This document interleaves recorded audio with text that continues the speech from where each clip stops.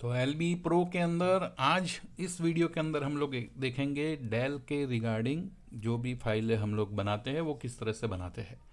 तो डेल के अंदर आज जो हम केस देखेंगे वो कुछ इस तरह से है कि इंस्पिरोन 3467 एक हम देखेंगे वॉस्ट्रो 5402 और एक डेल वन लेयर। ये वन लेयर का मतलब क्या है उसके बारे में अभी हम लोग समझने वाले हैं।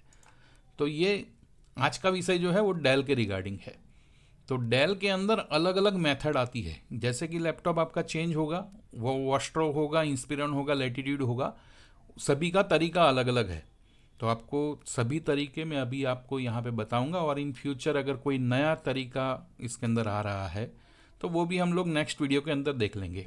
फिलहाल मैंने कुछ केस यहाँ पे जमा किए हुए हैं जिसके कारण अभी जो यूज़र है जो एल बी प्रो को अभी अभी ऑपरेट कर रहे हैं उनको ये समझने में दिक्कत आ रही है। तो इस वीडियो से आपको वो सब क्लियर हो जाएगा। तो आज का वीडियो हम लोग यहाँ पे शुरू करते हैं। मैं हूँ हर्षद पटेल और हम लोग अभी और भी एक प्रॉब्लम के सॉल्यूशन के बारे में मैं आपको बता देता हूँ। कॉमन क्वेश्चंस जो अभी तक आए हैं मेरे पास में, उसमें ज़्यादातर क्वेश्चंस जो आए हैं वो एमी एनालाइजर रिगार्डिंग आए हैं कि जैसे ही आप एमी का फंक्शन यहाँ पे यूज़ करते हो तो एक एरर आती है। तो वो एरर है कुछ इस तरह से कि यहाँ पे आपको पेंडिंग पेंडिंग दिखाई देगा लेकिन आगे कुछ भी काम नहीं हो रहा है। तो इस केस के अंदर क्या करें, और भी एरर है एमी एनालाइजर रिलेटेड, तो वो सब के बारे में मैं बता देता हूँ। तो ये तो सभी लैपटॉप के बायोस के लिए काम में लगने ही वाला है, क्योंकि एमी एनालाइजर तो हम हर एक बायोस के लिए यूज़ करने ही वाले हैं। तो ये कॉमन एरर जो है उसको पहले समझ लीजिए।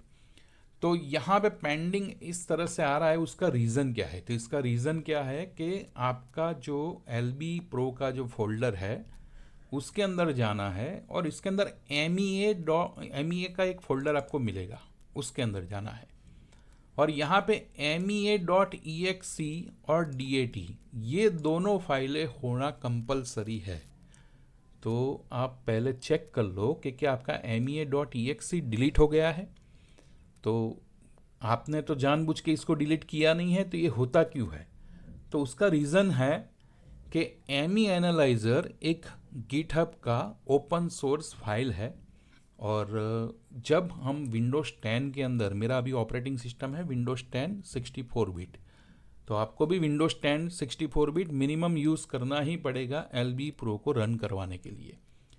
तो विंडोज़ 10 के अंदर सिक्योरिटी लेवल इस तरह से है कि जिस किसी भी EXE फाइल के अंदर उसका सिग्नेचर नहीं होगा विंडोज़ 10 का, माइक्रोसॉफ्ट का, तो वो उसको समझ लेगा ये मालवेयर है या फिर वायरस है, या फिर उसको किसी भी भाषा में वो लोग बताएंगे कि भी ये फाइल हम लोग रन नहीं करने देंगे।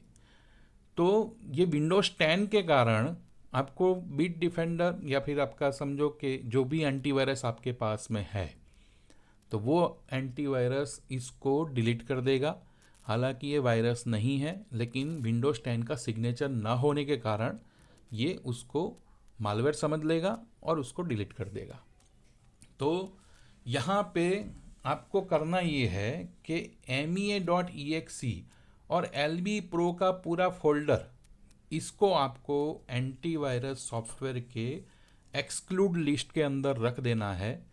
और उसके बाद में जो आपको जिप फाइल दी गई है हमारे ग्रुप के अंदर, वो फाइल है, तो आप वहाँ से ले सकते हो। तो हमारे एल बी प्लस प्लस के ग्रुप में से आप पिन मैसेज पे क्लिक करोगे तो आपको ये एल बी प्रो का पूरा सेटअप मिल जाएगा। इसी को वापस आपको एक्सट्रैक्ट करना है, लेकिन पर्टिकुलर आपको एक्सट्रैक्ट करना है MEA.exe वाली फाइल और DAT वाली फाइल, या फिर आप पूरा MEA का फोल्डर ही एक्सट्रैक्ट करके यहाँ पे वापस रख लो। अभी जब आपने उसको एक्सक्लूड लिस्ट के अंदर रख दिया है, अभी मैं बीच में एक और भी चीज़ ले लेता हूँ कि बहुत सारे लोगों ने ऐसा पूछा कि सर ये एक्सक्लूड लिस्ट होता क्या है। तो मैं आपको उसके बारे में समझा देता हूँ कि कोई भी एंटीवायरस होगा, वो एंटीवायरस अपना एक एक्सक्लूड लिस्ट रखता है। तो जिसके अंदर आपको गूगल में जाना है, how to add files and folder exclude list in net protector antivirus. जैसे कि समझो मैंने नेट प्रोटेक्टर के लिए पूछा, तो आपका एंटीवायरस यहाँ पे कुछ भी हो सकता है, मैकअफे है, कभी नॉर्टन है, वॉटेवर आप जो भी है वो सब यहाँ पे लिखिए और उसके रिगार्डिंग वीडियो आपको मिल जाएंगे। बहुत सारे वीडियो यूट्यूब पे अवेलेबल है। तो ये एक एंटीवायरस सॉफ्टवेयर की फैसिलिटी है। तो आप अपने एंटीवायरस जहाँ से आपने परचेज़ किया है, आप वहाँ पे भी पूछ के आप एक्सक्लूड लिस्ट के अंदर इस एलबी फोल्डर को रखवा दीजिए, या फिर आप इस तरह से वीडियो को देख के वो कर लीजिए। आपको हर एक एंटीवायरस का एक्सक्लूड लिस्ट किस तरह से करना है उसके बारे में आपको वीडियो मिल जाएंगे। तो एक बार आपने वो कर दिया, फिर बाद में आपका MEA के अंदर से ये फाइल डिलीट नहीं होगी। तो वो आपको उस तरह से सेट कर लेना है। दूसरी एक बात कि ये एक पाइथन की स्क्रिप्ट है, उसमें से हमने EXE जनरेट की है, इसलिए इसके अंदर विंडोज़ 10 का सिग्नेचर नहीं आएगा। तो हमें इसको इस तरह से यूज़ करना है। MEA.exe उसके अंदर रखने के बाद में आपको LB Pro के अंदर जाके फिर आप जो रन करोगे वो आपका ME का फाइल बता देगा। तो यहाँ पे ME एनालाइज़र हमें ओपन करना है। ME एनालाइज़र के लिए टाइप करूँगा मैं ME। अगर आपको कोई भी कमांड जानना है तो आपको यहाँ पे हेल्प या फिर आप यहाँ पे क्वेश्चन मार्क करके एंटर करिए, आपको यहाँ पे पूरे कमांड बता देगा। तो यहाँ पे हम लोग को ME के लिए ओनली ME ही लिखना है। तो मैं यहाँ पे लिखता हूँ ME, और ME लिखने के बाद में ME एनालाइज़र का एक मेनू ओपन हो जाएगा, जैसे कि मेरा यहाँ पे ओपन हो गया है। अभी मैं इस फाइल को ड्रैग एंड ड्रॉप करता हूँ। तो जैसे ही करूँगा यहाँ पे आप एक बार देखिए एक एरर आ रहा है, error unsupported Intel firmware, Intel engine और ग्राफिक्स एंड और इंडिपेंडेंट फर्मवेयर। तो ये कोई सॉफ्टवेयर का एरर नहीं है और ना ही ये कोई अपना जो आपकी फाइल है वो करप्ट है। इसका आपको मतलब मैं समझाता हूँ, इसका मतलब क्या है। तो जब कभी भी आपको ऐसा मैसेज आता है तो उसका रीज़न ये है कि हम लोग उस गिटहब की साइट के ऊपर चले जाते हैं और वहाँ पे मैं जाता हूँ ME एनालाइज़र वाला जो पेज है उसके ऊपर। इसके अंदर A3 जो ये ऑप्शन जो है यहाँ पे लिखा है, देखो supported engine firmware families and version.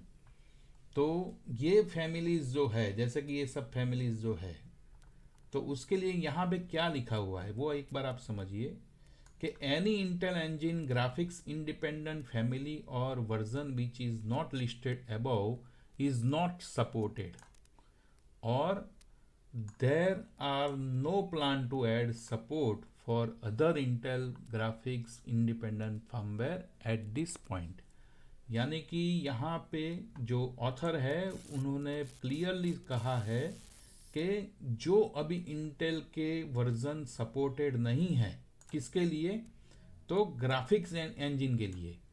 तो ग्राफिक्स इंडिपेंडेंट फैमिली के लिए वो लिस्टेड अगर नहीं है तो वो आपको वहाँ पे नहीं बताएंगे, और ना ही फ्यूचर में इनको कभी भी ऐड किया जाएगा। यानी कि आप इसका कभी भी अपडेट लोगे तो आपको वो ग्राफिक्स इंडिपेंडेंट वाली एरर आएगी, वो श्योर है। तो ये एरर जो मैंने आपको बताई ना, उसको मैं आपको ME एनालाइज़र के अंदर भी ओपन करके बताता हूँ।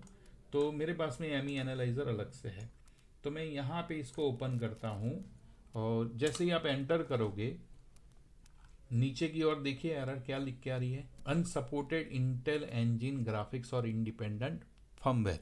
तो ये कोई एरर नहीं है, लेकिन इस ME एनालाइज़र में सपोर्ट नहीं है और ना ही वो लोग सपोर्ट फ्यूचर में ऐड करेंगे। तो इस बात को आपको ध्यान में रखना है और उसको एरर समझ के किसी और दिशा में आपको चले नहीं जाना है, बस वही चीज़ ध्यान में रखिए। तो 16 वर्जन के लिए उन्होंने सपोर्ट मना कर दिया है, किसके लिए, तो इंटेल ग्राफिक्स की इंडिपेंडेंट फर्मवेयर, तो इसके लिए। तो यहाँ पे दूसरी एरर के बारे में भी मैंने आपको बताया कि ये एरर आ रही है। अभी एक तीसरी एरर भी आती है लोगों को, जिसको भी आपको समझ लेना है कि वो क्यों आ रही है।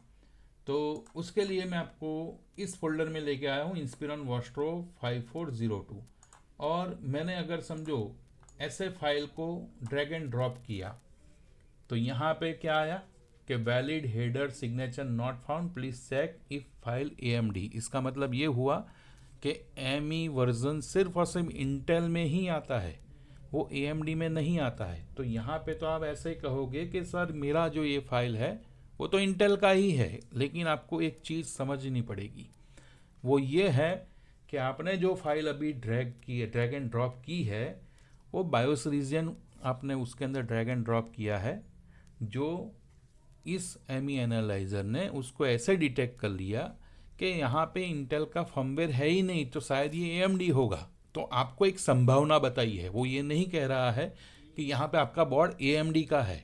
तो उस बात को आपको समझना है। अभी मैं इसको करता हूँ ओके, और अभी मैं इस फाइल को इसके अंदर ड्रॉप करता हूँ। तो देखिए इसके अंदर क्या आया, तो इसके अंदर और एक एरर आई, तो आपको ऐसी एरर भी आएगी। तो इसमें ये बता रहा है कि फर्मवेयर इज इनकम्प्लीटेड करप्टेड। तो इसका मतलब क्या हुआ कि आपकी 8 MB की फाइल है, उसके अंदर पूरा फर्मवेयर नहीं है। ये दोनों फाइल सही है, लेकिन इन दोनों फाइलों को आपको करना पड़ेगा मर्ज, उसके बाद में इन दोनों में से कोई भी एरर नहीं आएगी। तो इस बात को भी आपको ध्यान में रखना है कि ये करप्टेड लिख रहा है, यानी कि इसका मतलब ये नहीं है कि फाइल आपकी करप्टेड है, लेकिन आपको इसके अंदर काम उस तरीके से करना पड़ेगा कि जिसकी वजह से इसको ये ओपन कर पाए। तो हम लोग जैसे जैसे मैं आपको डेल के सभी केस बताता हूँ, वैसे वैसे वो क्लियर होता जाएगा। मैं अभी आपको उसके रिगार्डिंग समझाता हूँ वो कैसे आगे काम करेगा। तो आगे चलते हैं, अभी सपोर्ट देखते हैं डेल के लिए कि डेल की अलग अलग फाइल्स जब आती है तो आपको उसके अंदर किस तरह से काम करना है। चलिए अभी सबसे पहला तरीका जो है डेल के लिए, उसको हम लोग देख लेते हैं। सबसे पहले हम लोग लेते हैं इंस्पिरॉन वोस्ट्रो 5402 के लिए। तो यहाँ पे आपको दो फाइलें हैं। तो एक फाइल अगर मैं अपना HXD एडिटर के अंदर ओपन करता हूँ तो समझ में आ जाता है ये अपना फाइल का हेडर है। तो इंटेल की फाइल होगी, आपको मालूम ही है कि इसका हेडर इसी तरीके से होता है।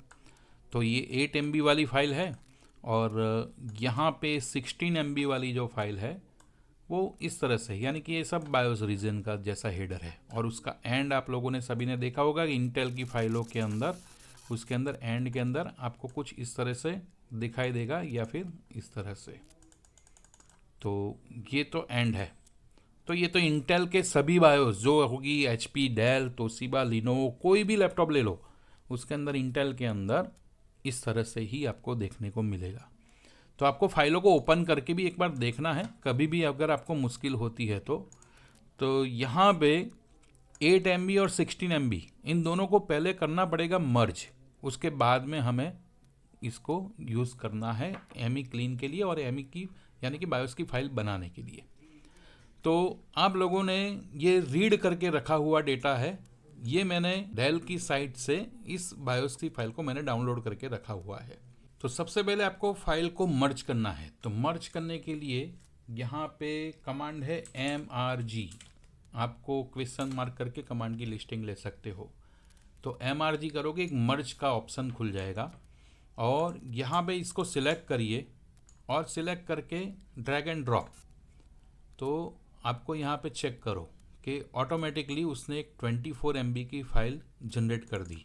अभी मैं इसको ओपन करता हूँ तो देखिए इसका हेडर आ गया। तो 8 MB वाला जो हेडर था वो अपर साइड आ गया, और जो 16 MB वाला जो फाइल था वो मेरा बॉटम में आ गया। तो ये मेरा बॉटम है 16 MB वाले का। पहले ऐसा था कि आपको 8 MB और 16 MB को अलग अलग देना पड़ता था, लेकिन LB Pro के अंदर ये हो गया है ऑटोमेटिकली, यानी कि वो अपने आप सिलेक्ट कर लेगा कि 8 MB कहाँ पे लेनी है, पहला लेना है या फिर दूसरा लेना है। तो वो MEN अपने सॉफ्टवेयर के अंदर ये फैसिलिटी है कि वो ऑटोमेटिकली ले लेगा कि कौन सा फाइल फर्स्ट लेना है, कौन सा फाइल सेकंड लेना है। आपने भले ही इसको इस तरह से सिलेक्ट किया, लेकिन वो उसने ऑटोमेटिकली उसको मर्ज कर दिया है। तो एक हुआ हमारा एक मर्ज का कमांड। मर्ज होने के बाद में अभी हमें इसी फाइल के ऊपर काम करना है, और ये हमारी जो EXE डाउनलोड की है उसके ऊपर हमें काम करना है। तो यहाँ पे अभी आपको कमांड टाइप करना है DL। आप यहाँ पे कमांड टाइप करके भी जा सकते हो, और डायरेक्ट यहाँ पे टैब भी है, आप टैब को क्लिक करके भी जा सकते हो। तो ये शॉर्टकट है कि मैंने यहाँ पे DL कमांड टाइप किया और उसने पहला प्रोसेस क्या किया था कि 8 MB और 16 MB वाली फाइल को यहाँ पे लॉगर में आपको सब कुछ क्रियाएं बताएगा, जो भी प्रोसेस हो रही है ना वो यहाँ पे लॉगर के अंदर आपको बता देगा। तो लॉगर के द्वारा हमें समझ में आएगा कि प्रोसेस क्या हो रही है बैकग्राउंड में। अभी हम लोग यहाँ पे कुछ भी नहीं करना है, इन दोनों फाइलों को एक साथ में सिलेक्ट करके ड्रैग एंड ड्रॉप करना है। तो कहाँ पे करना है, तो वो एरिया आप समझ लो, आपको यहाँ पे करना है इसको। तो ये जैसे ही ड्रैग एंड ड्रॉप करेंगे ना तो ये क्या करेगा, 24 MB वाली फाइल जो है वो यहाँ पे वो ड्रॉप कर देगा। यानी कि देखो ये ओपन ओरिजिनल वाला है, आप इसको 1 बाय 1 ऐसे भी सिलेक्ट कर सकते हो। तो 24 कंबाइंड वाली यहाँ पे ओपन होगी और इंस्पिरॉन वाली EXE फाइल यहाँ पे ओपन होगी, वो ऑटोमेटिकली हो जाएगी। लेकिन ये प्रोसेस ऑटोमेटिकली करता है ना, तो बैकग्राउंड में क्या होता है उसको समझने के लिए मैं यहाँ पे HDR फाइल के ऊपर क्लिक कर देता हूँ और यहाँ पे हमें एक्सट्रैक्शन से लेके वो सब कुछ बताएगा और इस लॉगर के अंदर भी प्रोसेस बताएगा। इन दोनों को आपको सिलेक्ट करना है, ड्रैग और ड्रॉप आपको यहाँ पे बॉक्स के ऊपर आके कर देना है। तो देखिए ऑटोमेटिकली इसने यहाँ पे लोड कर लिया इसको और EXE को यहाँ पे लोड कर दिया। और ये करने के बाद में यहाँ पे उसने पहले, मैंने कुछ भी नहीं किया है, कोई कमांड टाइप नहीं किया है, सिर्फ और यहाँ पे ड्रैग एंड ड्रॉप किया है, वो अपने आप वो सब चीज़ों को अंदर करेगा। देखिए तो इसने अपने आप EXE फाइल को भी एक्सट्रैक्ट करना शुरू कर दिया और यहाँ पे बैकग्राउंड में सभी फाइलें बन रही है। तो कौन सी चीज़ नई आ रही है उसको आपको ध्यान में रखना है। एक कंबाइंड फिक्स डॉट बीन करके एक नई फाइल बनी और एक इंस्पिरॉन करके ये एक नई फाइल बनी। तो हमें कौन सी वाली फाइल के ऊपर काम करना है, हमें इसके ऊपर करना है। तो ये हो गई हमारी बायोस रीजन रिप्लेस वाली फाइल। लेकिन अभी इसका एमी क्लीन नहीं हुआ है, इसका हमें एमी को क्लीन करना पड़ेगा। आप इसके एमी को यहाँ से भी ले सकते हो, जैसे कि ये 15.0.4 है, इसको भी आपको यूज़ करना है तो आप इसको भी यूज़ कर सकते हो। इसको आपको अगर एक्सट्रैक्ट करना है ना तो इस फाइल के ऊपर डबल क्लिक करिए, आपको यहाँ पे इफेक्ट दिखेगा। तो जैसे ही मैं डबल क्लिक करता हूँ तो देखिए यहाँ पे ऑटोमेटिकली वो एक्सट्रैक्ट करके आ गई बाहर फाइल। तो ये रही वो एमी वाली फाइल और आपको लॉगर के अंदर भी बता दिया ऑल फाइल एक्सट्रैक्टेड सक्सेसफुली, और आपने इसके ऊपर डबल क्लिक किया था इसलिए इसको भी हम लोगों ने एक्सट्रैक्ट किया। आप इनमें से कुछ भी एक्सट्रैक्ट कर सकते हो, सिर्फ यहाँ पे सिंपल आपको डबल क्लिक कर देना है, वो अपने आप कर लेगा। फिलहाल जो है इसके बारे में अभी भूल जाइए, तो मैंने एक फैसिलिटी दिख रही थी इसलिए मैंने आपको बता दिया। अभी आपको टारगेट रखना है इस फाइल के ऊपर कि इसके अंदर से बायोस रीजन ऑलरेडी रिप्लेस हो चुका है और इसका एमी को हमें क्लीन करना है। तो यहाँ पे आ जाइए और एमी टाइप करिए। तो जैसे ही एमी टाइप करोगे एमी एनालाइज़र ओपन हो जाएगा और इसके अंदर भी ऐसे ही है कि ड्रैग एंड ड्रॉप। तो यहाँ पे ड्रैग एंड ड्रॉप किया, जो फिक्स वाली फाइल थी वो बैकग्राउंड के अंदर चीज़ें बता देगी कि क्या क्या चीज़ें हुई है। और ये अभी देखिए इनिशियलाइज मोड पे है, इसको हमें बनाना है कॉन्फ़िगर्ड, लेकिन यहाँ पे कोई भी डेटाबेस हमें बता नहीं रहा। तो इस डेटाबेस को हमें लेना है, किस तरह से लेंगे उसके बारे में अभी हम लोग समझते हैं। तो मेरे सेकंड स्क्रीन के ऊपर इस तरह से आया है, तो आपका मेनू यहाँ पे इस तरह से आएगा। तो इसका कहने का मतलब ये है कि 15.0.45.2411 इसके डेटाबेस में है नहीं। मैं आपको उसके लोकेशन बता देता हूँ, तो आपको मैन्युअली ऐड करना है तो भी आप कर सकते हो। तो उसका लोकेशन कहाँ पे है, तो LB Pro के फोल्डर में चले जाओ और यहाँ पे रेपो करके एक फ़ोल्डर है, वहाँ पे आओ और यहाँ पे ME15 है, क्योंकि हमें 15 वर्जन चाहिए। तो ये डेटाबेस यहाँ पे होता है। तो आप मैन्युअली यहाँ पे अगर इस डेटा को डाल दोगे कहीं से भी डाउनलोड करके, फॉर्मेट आपका यही होना चाहिए। तो 15.0.452411 यहाँ पे अगर डाल दोगे तो यहाँ पे वो बता देगा, लेकिन इसके अंदर है नहीं। तो इसके अंदर नहीं है तो हम लोग क्या कर सकते हैं, तो इसका अपग्रेड वर्जन हम ले सकते हैं। तो यहाँ पे वो पूछ रहा है कि इसको आपको कंटिन्यू करना है, तो आप इसको यहाँ पे करिए यस। अब जैसे ही यस करोगे आपको यहाँ पे बता देगा इतने सारे वर्जन है इसके अंदर। तो हमें मालूम है हमें बिल्ट और हॉटफिक्स नंबर हम लोग यहाँ पे अपडेट कर सकते हैं। तो हम लोग क्या करेंगे कि 0.45 के ऊपर हमें 2158 है और ये 2411 ये है, लेकिन इसको नहीं बताया था। उसका रीज़न क्या था, इसका फॉर्मेट सही नहीं है, इसलिए इस फाइल को सिलेक्ट करेंगे। और सिलेक्ट करके हमें हमारे पास में यहाँ पे दो तरीके, टोटल 3 तरीके हैं इस एमी को क्लीन करने का। कि जिस किसी भी एमी को ओपन करते ही आपको ऐसा कस्टम 15 आ जाए तो बस आप इसी को यूज़ करिए, वो सीधा ही फाइल को क्लीन करके यहाँ पे आपको दे देगा। दूसरा ऑप्शन है कि आपका कस्टम वाला ऑप्शन नहीं हाईलाइट हो रहा है तो आप चेक क्रिटिकल कर सकते हो, तो वो ऑटोमेटिकली सिलेक्ट कर लेगा कि कितनी कितनी चीज़ों को समझो डेटा क्लीन करने के बाद में वो कन्फ्यूगर्ड बन जाएगी। तो ये दूसरा तरीका हुआ।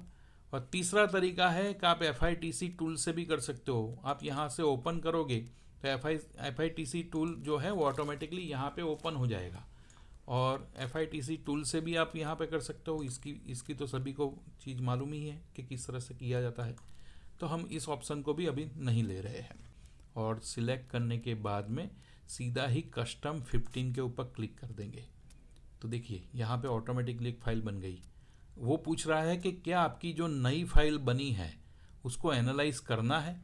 तो मैं अगर यस करूँगा ना तो ये क्या करेगा, ये जो फिक्स एमी प्लस बीन वाली जो फाइल है वो ओपन करेगा और उसका स्टेट मुझे बताएगा। अगर वो कन्फ्यूगर्ड है तो मैं उसको अभी डायरेक्ट यूज़ कर सकता हूँ। तो मैं इसको करता हूँ यस। जैसे ही मैं यस करूँगा तो यहाँ पे उसने ऑटोमेटिकली देख लिया। इसको वापस आपको यस करना है और वो यहाँ पे आपको बता देगा। तो देखो अभी भी वो एक इनिशियलाइज मोड पे है। तो मेरा ये फाइल जो है वो कस्टम क्लीन से क्लीन नहीं हुआ। तो अभी मैं यूज़ करूँगा एक दूसरा तरीका कि इसका जो एमी फर्मवेयर है इसको मैं यूज़ करता हूँ। तो हम लोग वापस उस फाइल को ओपन करते हैं जिसको हमें फिक्स करनी है। तो इसको हम लोग वापस ओपन किया, इस फाइल को हम लोग कर देते हैं डिलीट।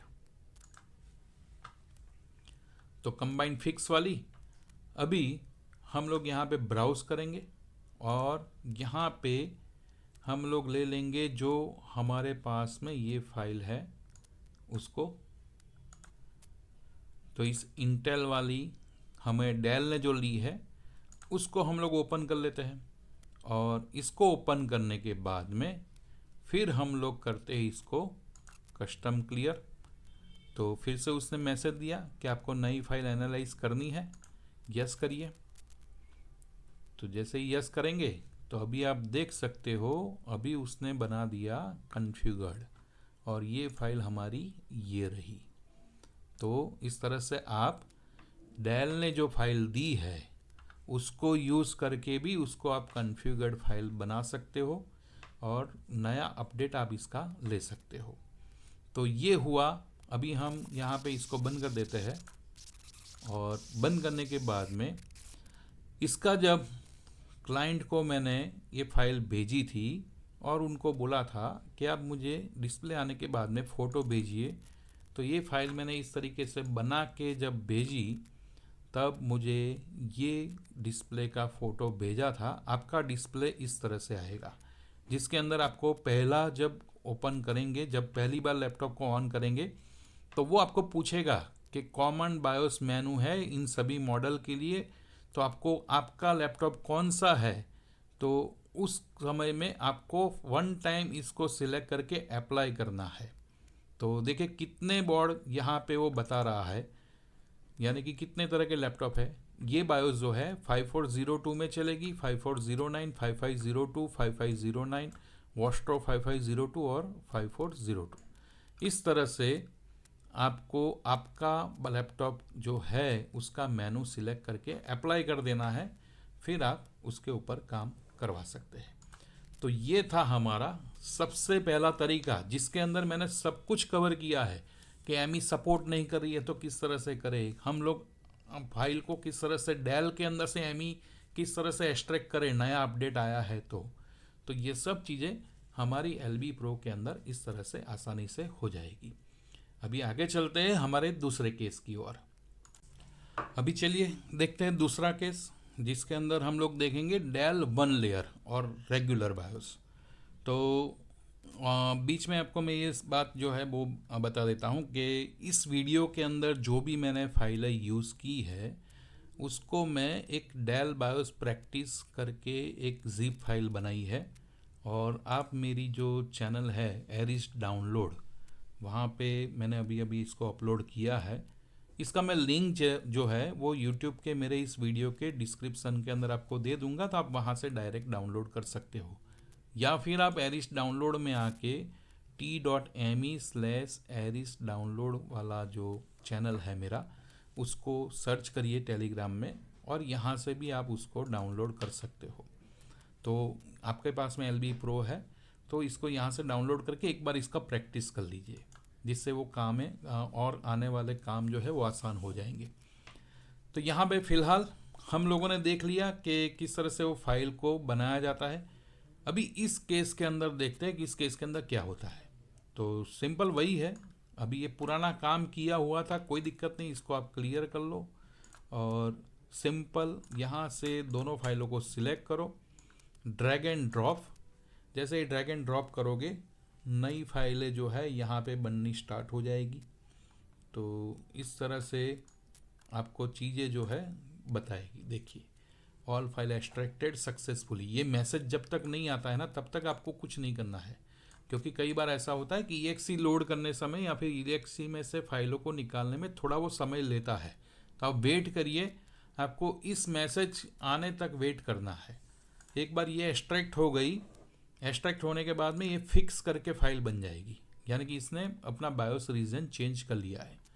इसके अंदर भी आप वैसे ही कर सकते हो, इंटेल का एमी अगर आपको अलग से लेना है तो आप ले सकते हो। फिलहाल हम इसको नहीं लेते हैं, हम लोग सीधा एमी में चले जाते हैं। अगर ज़रूरत पड़ेगी तो हम यहाँ से ले लेंगे वापस आके। तो यहाँ पे एमी पे क्लिक करो लिख के, और हमें इसी फाइल को लेना है। तो यहाँ पे ड्रैग एंड ड्रॉप, तो जैसे यहाँ पे ड्रैग एंड ड्रॉप किया, देखो अभी इसके अंदर डेटाबेस है, तो डेटाबेस है इसलिए उसने ले लिया। अभी आपको करना क्या है, इसके डेटाबेस के ऊपर सिंगल क्लिक करनी है और यहाँ पे करना है कस्टम 11। जैसे ही मैं कस्टम 11 करूँगा यहाँ पे मुझे वो कन्फ्यूगर्ड दिख जाना चाहिए। तो कस्टम 11 एनालाइज न्यू फाइल, यानी कि ये फाइल बन गई। हाँ, हमें नई फाइल को एनालाइज करना है। तो देखिए फाइल बदल गई, फिक्स एमी, और ये बन गई कन्फ्यूगर्ड। तो इस तरह से हमारा ये फाइल एमी क्लीन फाइल बन गया। हमें कुछ भी नहीं करना, इसको सीधा ही हमें प्रोग्राम कर देना है। इसको आप एमी एनालाइजर के अंदर ओपन करोगे तो भी आपको यही स्टेटस बताएगा। तो इस तरह से ये एक सिंपल वाली फाइल थी। इसको कर देते हैं क्लोज, इसको कर देते हैं क्लियर। और अभी हम लोग देखते हैं हमारे आगे एक जो केस है डेल वन लेयर, ये जो है बहुत सारे लोगों को परेशान करता है, इसलिए मैंने आपको इसको लास्ट में लिया है। मैं इसको आपको डिटेल में समझाता हूँ किस तरह से इसके अंदर काम करना है। तो इसके अंदर इस तरह से रहेगा, आप यहाँ पे ध्यान दीजिए, हम लोगों ने आगे जो काम किया ना बस बिल्कुल वैसी ही चीज़ अभी हम यहाँ पे भी दोहराते हैं। तो क्या होता है, इसको ड्रैग एंड ड्रॉप दोनों को, तो ड्रैग एंड ड्रॉप किया। अभी यहाँ पे मैसेज को आपको बैकग्राउंड के मैसेजों को देखना है, अभी वो EXE के ऊपर काम कर रहा है। तो यहाँ पे क्या प्रोसेस होती है उसके लिए थोड़ी देर आप वेट करिए। डन करके यहाँ पे उसने इसी जगह पे वो रुक गया है, आगे कुछ भी काम नहीं कर रहा है। तो आपको कभी भी ऐसा होता है या फिर बीच में अगर काम नहीं होता है, अटक जाता है, तो उस समय में आप एलबी प्रो को रन करिए एज ए एडमिनिस्ट्रेटर, और फिर आप एक बार उसको चेक करिए। मैं इसको बंद कर देता हूँ और इसको मैं वापस रन एज ए एडमिनिस्ट्रेटर पे क्लिक करता हूँ, और रन एज ए एडमिनिस्ट्रेटर करके फिर हम लोग वापस चेक करते हैं कि इसके अंदर आगे क्या होता है। तो यहाँ पे run as a administrator LB pro open हो गया है। तो सबसे पहले हमें डेल को सिलेक्ट करना है। तो यहाँ पे कर्सर मेरा देखिए आगे आ गया है, तो इसको एंटर करिए, वो पीछे आ जाएगा। उसके बाद में यहाँ पे टाइप करिए DL, और ये डेल के मेनू के अंदर आ जाएगा। डेल के मेनू के अंदर आ जाने के बाद में हम इस HDR वाली फाइल को यहाँ पे सिलेक्ट करते हैं। ये ज़रूरी नहीं है, मैंने आपको पहले ही समझा दिया, लेकिन एक प्रोसेस हमें पता चले इसलिए मैंने इसको खोल के रखा है। तो ड्रैग एंड ड्रॉप इसके अंदर सपोर्टेड नहीं है। तो ऐसा भी होता है, जब हम लोग रन एज ए एडमिनिस्ट्रेटर करते हैं तब एलबी प्रो के अंदर ड्रैग एंड ड्रॉप का ऑप्शन बंद हो जाता है। तो इसको हम लोगों को मैन्युअली ओपन करना पड़ता है। यहाँ से हम लोग इसको ओपन करेंगे और ओपन करके हम लोग डेल 1 लेयर वाले में EXE फाइल को यहाँ पे लोड करेंगे और बैकअप वाली फाइल को यहाँ पे लोड करेंगे। तो drag and drop option run as a administrator पे बंद हो गया। यहाँ पे एक एरर आ गया, magic point not found, try utility auto HDR और रिपोर्ट फाइल टू एडमिन। तो जब कभी भी आपको ऐसा मैसेज आता है तो यहाँ पे तरीका अभी अलग है। वो तरीका कौन सा है? तो तरीका ये है कि आपको 1 लेयर के ऊपर क्लिक करना है। बेसिकली ये फाइल जो है वो फाइल ऐसी है कि जिसके अंदर इंक्रिप्टेड HDR है। तो 1 लेयर जब आप करेंगे तो एक लेयर को पार करके यानी कि नेक्स्ट लेयर के ऊपर वो इंक्रिप्टेड HDR फाइल को डिक्रिप्ट करके वापस उसके ऊपर काम करेगा। तो इसलिए इसको 1 लेयर कहा जाता है। जो इंक्रिप्टेड HDR आती है उसी के लिए ये काम में लगेगा। तो ये नियम सभी डेल के लिए नहीं है, लेकिन जहाँ कहीं पे भी आपको एरर आती है मैजिक पॉइंट नॉट फाउंड, तो उस समय में आपको 1 लेयर पे क्लिक करना है। 1 लेयर पे क्लिक करके वापस इसको आप ओपन करिए, EXE फाइल को यहाँ पे और ओरिजिनल फाइल को यहाँ पे। तो अभी देखिए उसने ऑटोमेटिकली सब कुछ यहाँ पे काम करना स्टार्ट कर दिया है, लेकिन यहाँ पे कुछ बैकग्राउंड के अंदर कुछ भी आया नहीं है। थोड़ी देर वेट करिए और वेट करके एक बार चेक करिए कि क्या यहाँ पे ऑल फाइल एक्सट्रैक्टेड का मैसेज आता है।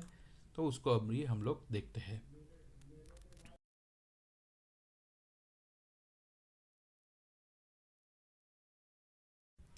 तो हम लोग चले जाते हैं DL टाइप करके डायल के अंदर।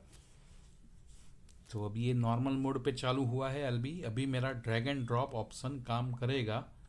तो यहाँ पे दोनों फाइलों को सिलेक्ट करने से पहले, क्योंकि हमें ये मालूम पड़ गया कि ये 1 लेयर वाली फाइल है, इसको 1 लेयर पे क्लिक करिए और क्लिक करके ड्रैग एंड ड्रॉप वापस करते हैं।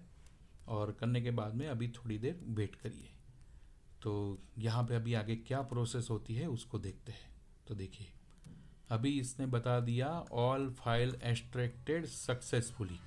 तो ये प्रॉब्लम जो है वो आपको हर एक में नहीं आएगी, आपको कुछ कुछ फाइलों के अंदर आएगी। तो जहाँ कहीं पे भी ऐसी दिक्कत आती है तो उस समय में आपको ये करना है कि अलग अलग जो ये तरीके हैं, तो उस समय में इस तरीक़ों से आपको फाइलों को बनाना है। तो यहाँ पे रन एज ए एडमिनिस्ट्रेटर के अंदर क्या प्रॉब्लम हुई वो भी आपको मैंने बताया। और ड्रैग एंड ड्रॉप फंक्शन बंद होता है। दूसरी चीज़ कि वो 1 लेयर अगर नहीं सिलेक्ट किया है तो क्या होता है। तो पर्टिकुलर फाइलों के ऊपर ही ये प्रॉब्लम आएगा। रूटीन में आपको सभी डेल के अंदर ये प्रॉब्लम नहीं आएगी, लेकिन जिसके अंदर काम नहीं होता है या फिर जिन फाइलों के अंदर परेशानी आती है, मैंने इस वीडियो के अंदर उन्हीं फाइलों को सिलेक्ट किया है ताकि आप अपना काम आसानी से कर सको। तो ये एक तरीका था कि एक वॉस्ट्रो प्रीसियस जो 3520 जो था लेटीट्यूड, उसको किस तरह से किया जाता है। अभी हम लोग इसका एमी क्लीन करते हैं। तो एमी पे चले जाते हैं। तो जैसे ही आप एमी को ओपन करेंगे और ओपन करने के बाद यहाँ पे ड्रैग एंड ड्रॉप, तो यहाँ पे देखिए इजीली बता दिया कि इस तरह से फाइल आ गई। इसको आपको सिलेक्ट करना है और कस्टम 11 एनालाइज, ओके, और ये बन गई कॉन्फ़िगर्ड। तो आपकी जो फाइलें यहाँ पे बनती रहती है उसके ऊपर ध्यान रखिए कि ये फाइल थी और इसमें से ये बन गई। अभी आप इसको प्रोग्राम कर सकते हो। इसके अंदर बायोस रीजन भी चेंज है और एमी का वर्जन भी क्लीन है। तो ये था एक 1 लेयर का प्रॉब्लम अगर है तो उसका सॉल्यूशन। तो यहाँ पे आपको ये सब क्लियर हुआ होगा। और इसकी एक बार प्रैक्टिस करने के लिए जो मेरा चैनल है वहाँ से इन फाइलों को डाउनलोड करिए। डाउनलोड करके एक बार प्रैक्टिस कर लीजिए। प्रैक्टिस करने के बाद में एक चीज़ें आपके लिए आसान हो जाएगी। और अगर इसके बाद में कोई दिक्कत आती है पर्टिकुलर मॉडल के ऊपर, तो वो आप मुझे LB कम्युनिटी ग्रुप के अंदर आप एक बार मुझे भेज दीजिए फाइल को, मैं उसके अंदर क्या प्रॉब्लम आ रही है उसको समझ के मैं आपको उसको एक्सप्लेन कर दूंगा कि इसके अंदर क्या करना है। तो आई होप ये आपको पूरा क्लियर हो गया होगा। नेक्स्ट टाइम जो भी एलबी का वीडियो बनेगा वो हम लोग एक दूसरे सब्जेक्ट के ऊपर बनाएंगे और वहाँ पे समझेंगे कि नई फाइलों को किस तरह से हैंडल करते हैं एलबी प्रो के द्वारा। Have a nice day. Thank you very much.